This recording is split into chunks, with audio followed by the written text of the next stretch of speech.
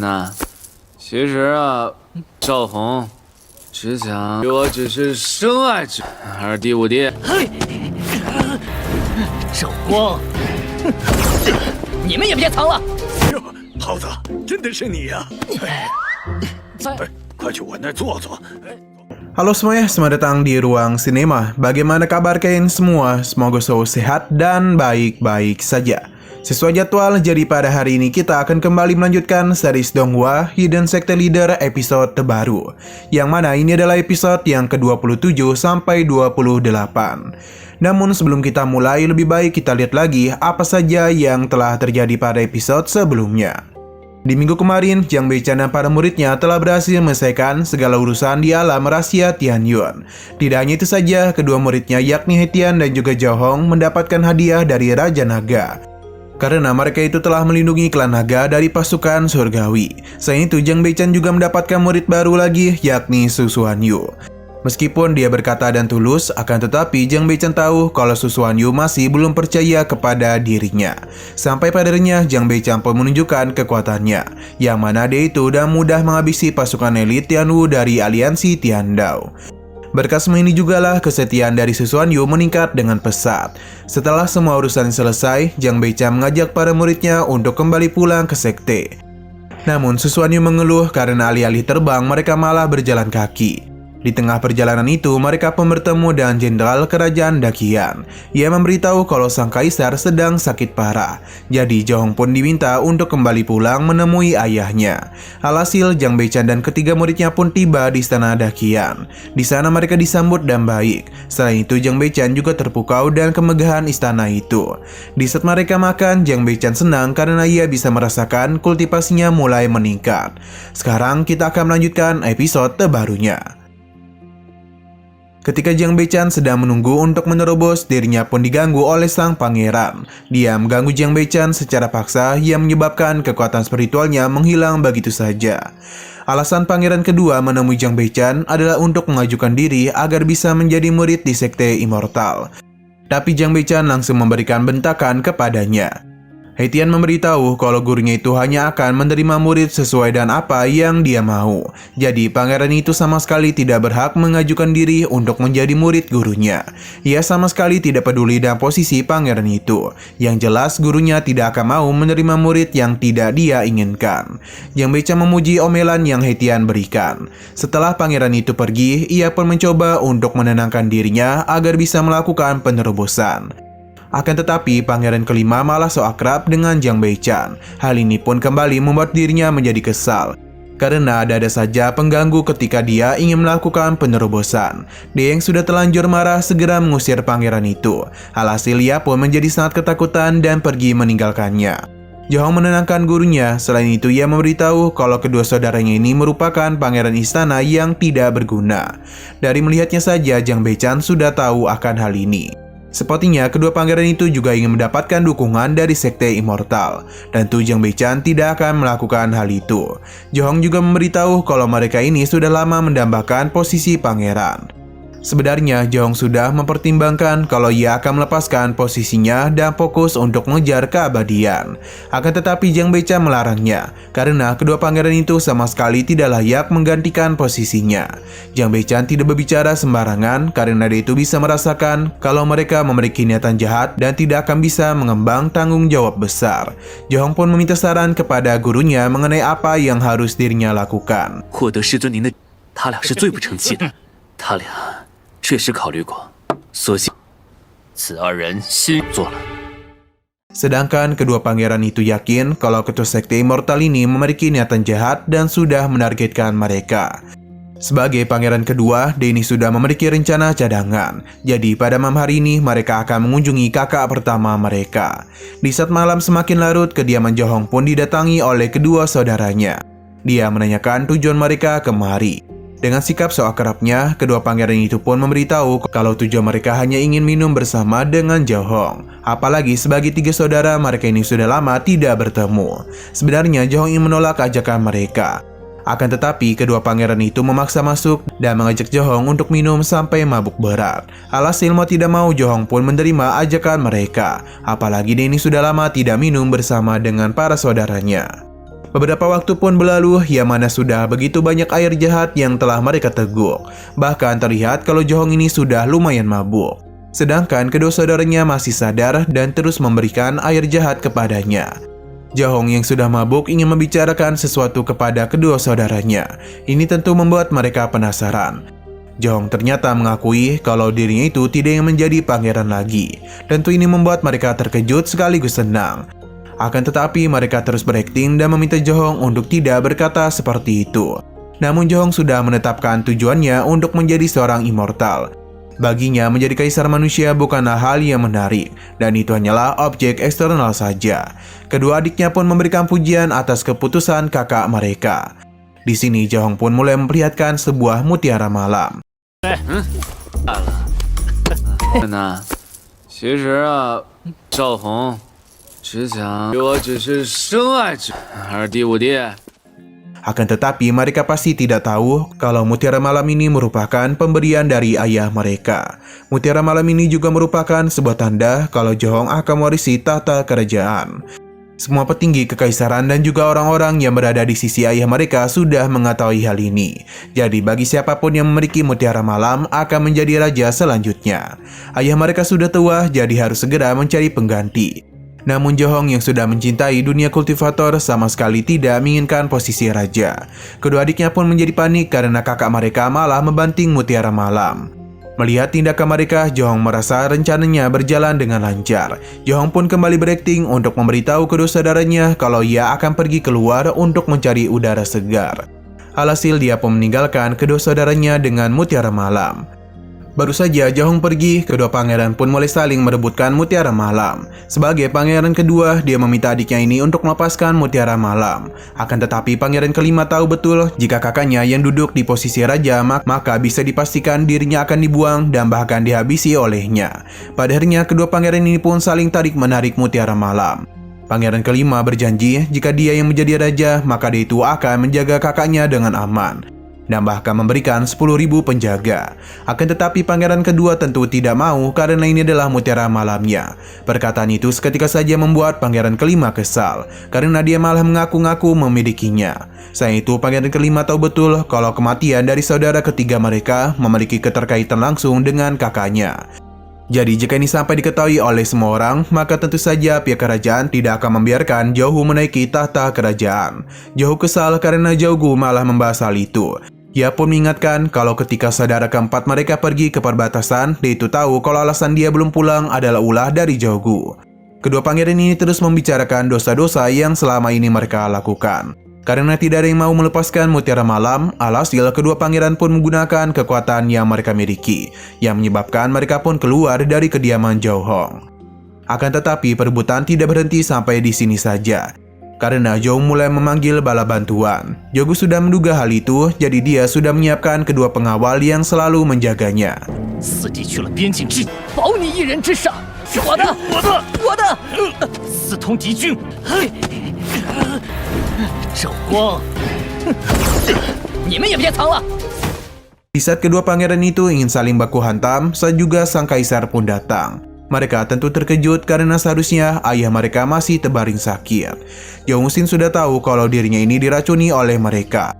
Dan selama ini dirinya hanya berpura-pura sakit saja, agar bisa mengetahui siapa orang di balik ini semua.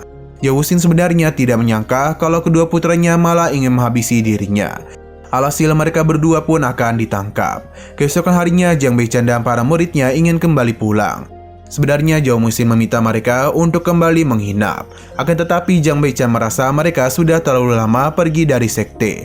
Dan hal ini juga akan mengganggu pikiran tahu mereka.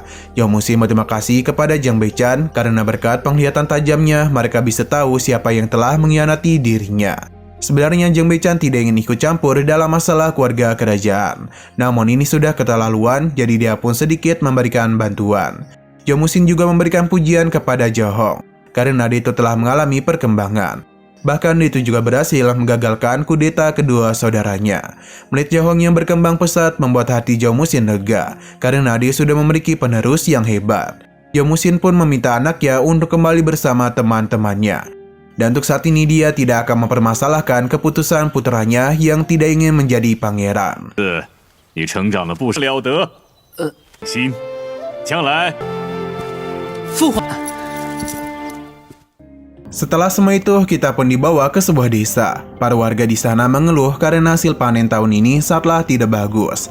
Sesaat kemudian mereka pun melihat dua orang yang terbang kemari. Awalnya kedua orang itu menduga kalau mereka adalah layang-layang. Nah, yang datang kemari ternyata adalah Chen Hao. Para warga desa yang mengenalinya tentu sangat senang dengan kepulangannya. Selain itu dia kembali membawa seorang tetua. Mereka pun yakin kalau Chen Hao sudah menjadi seorang kultivator. Chen Hao tidak ingin sombong karena meskipun dia sudah menjadi seorang kultivator, namun dia tidak akan melupakan desanya. Karena bagaimanapun desa ini sudah banyak membantunya yang hanyalah seorang yatim piatu.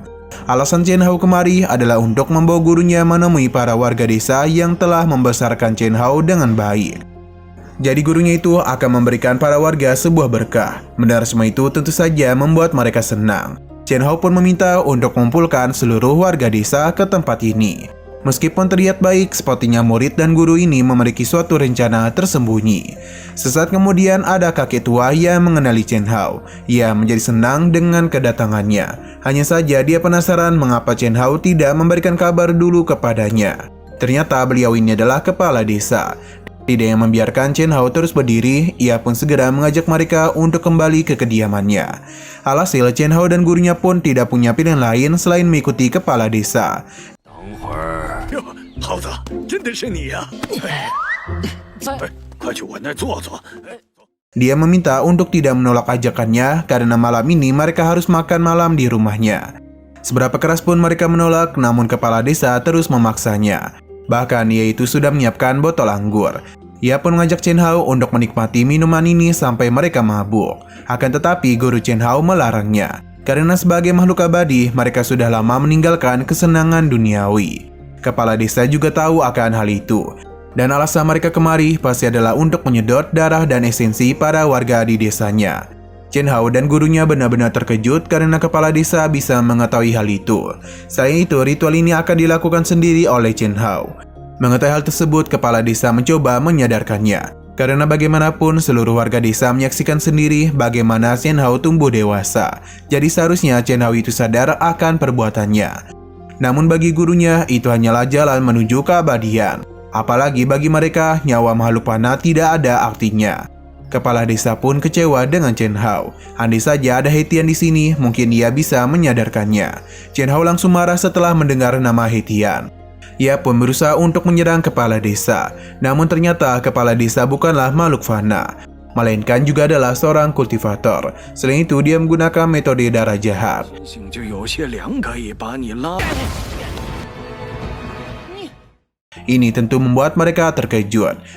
Karena ini semua sudah diketahui, jadi kepala desa meminta mereka untuk pergi dari tempatnya. Apalagi kepala desa memiliki 18 cara untuk menghabisi mereka. Namun guru Chen Hao tahu kalau kepala desa tidak akan mampu melukai orang-orang seperti mereka. Hal ini bisa terjadi karena siapapun yang lolos dari sekte darah jahat harus membuat sumpah surgawi, yang mana mereka tidak boleh mengambil tindakan untuk melukai sesama murid sekte darah jahat. Ia pun memanggil kepala desa dengan sebutan Penetua Agung Bayangan Darah. Chen Hao terkejut karena baru mengetahui hal itu. Tetua ini tidak pernah menyangka bisa bertemu dengan Penetua Agung di sini. Padahal itu telah dijatuhi hukuman oleh sekte darah jahat. Kepala desa hanya diam saja karena dia memang sudah tidak bisa lari dari takdir. Siro berpindah kepada Hetian. Di saat ia sedang latihan itu, dia pun merasakan sesuatu pada tubuhnya. Kita pun dibawa kembali kepada kepala desa yang sudah jatuh ke tanah. Dia mencoba mengingatkan Chen Hao tentang nasihat yang pernah dirinya berikan, yakni tidak peduli seberapa jauh dia melangkah, kepala desa meminta untuk tidak melupakan niat awal dari Chen Hao. Sebenarnya Chen Hao merasa kasihan kepada kepala desa. Akan tetapi gurunya meminta Penetua Agung untuk sadar karena ia tidak berhak menasihati muridnya, sebab Penetua Agung sendiri sudah menghabisi 100 nyawa lebih. Penetua Agung juga tahu akan kesalahannya, maka karena itulah dia meminta Chen Hao untuk tidak menjadi sepertinya. Tetua ini meminta Chen Hao untuk tidak mendengarkan perkataannya, karena bagaimanapun mereka harus menyedot esensi dan darah para penduduk di desa ini.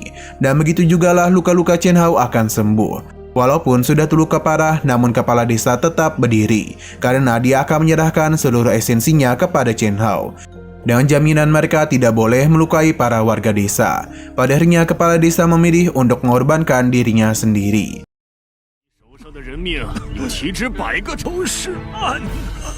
你的生血传给你。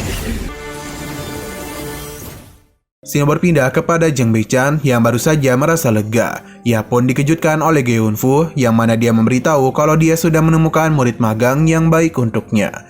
Ge Yunfu pun memperlihatkan murid yang dirinya bicarakan dan terus memberikan pujian kepadanya. Akan tetapi Zhang Beichan yang mampu melihat status orang lain merasa kalau pria ini tidak sebagus apa yang diucapkan oleh Ge Yunfu. Jadi ia pun memintanya untuk mengatakan sebenarnya apa yang terjadi antara Ge Yunfu dan murid ini. Akhirnya Ge Yunfu pun mulai bercerita kalau beberapa waktu yang lalu ia yang sedang menari malah tersandung kaki murid itu. Ia pun menanyakan mengapa murid ini bisa duduk di sana. Akan tetapi murid ini hanya ingat kalau saat ini dirinya berada di sekte Xinglian pada 20 tahun yang lalu. Namun Ge Yunfu tidak membenarkan hal itu karena mereka tengah berada di gerbang abadi. Tapi siapa sangka kalau murid ini tahu mengenai sekte Xinglian yang memiliki hubungan dengan pemimpin di makam Bilian. Di tengah pembicaraan itu murid ini pun secara tiba-tiba malah jatuh pingsan yang membuat Ge Yunfu menjadi panik. Zhang Beichan yang mendengar ceritanya itu malah bingung sendiri. Jadi selain hutang romantisme, murid ini mengatakan apalagi kepada Ge Yunfu. Sayangnya murid itu sepertinya sudah hilang ingatan. Jadi Ge Yunfu pun merasa khawatir kepadanya. Ia tidak bisa membayangkan seberapa besar penderitaan yang dialami selama ini. 20年前和宗主墓碧莲有过。孩子，刘寨他还说了什么？其他事情全都想。 Setelah Ge Yunfu pikir-pikir lagi, kemungkinan murid ini memiliki garis keturunannya. Zhang Beichan pun memberikannya selamat dan meminta mereka untuk saling mengenal satu sama lain. Namun Ge Yunfu masih merasa berdosa karena dulu dia seringkali mengecewakan ibu dari murid itu. Apalagi melihat kondisi anaknya yang seperti ini dan juga tidak memiliki pengetahuan yang banyak membuat Ge Yunfu menjadi semakin bersalah. Dia akan menunggu waktu yang tepat untuk mengatakan kebenarannya. Zhang Beichan mengerti dan meminta untuk menyerahkan hal ini kepadanya. Di sisi lain, para murid Zhang Beichan sedang berlatih. Mereka dihentikan oleh Zhang Beichan karena dia akan mengenalkan anak dari Ge Yunfu. Untung saja Zhang Beichan tidak keceplosan dan hanya memberitahu kalau hari ini mereka telah kedatangan murid baru lagi bernama Mu. Dia meminta Hetian dan yang lainnya untuk menjagamu. Namun karena tidak memiliki nama marga, jadi Ge Yunfu memanggilnya dengan nama Mu Jiyun. 宣布个事儿啊，这个木要多多照顾他。木九。 牧师弟。 Nah, sayang sekali episode pada hari ini pun harus bersambung dulu. Oke, sekian dulu pada video kali ini. Untuk video selanjutnya akan segera hadir. Jadi bagi kalian yang mengikuti series ini, langsung saja klik subscribe dan aktifkan loncengnya. Terima kasih yang sudah menonton video sampai habis. Jika kalian suka pada video ini, klik like dan share ke teman-teman kalian tentang channel ini. Dan ditunggu aja kelanjutannya. Oke, sampai jumpa di video selanjutnya.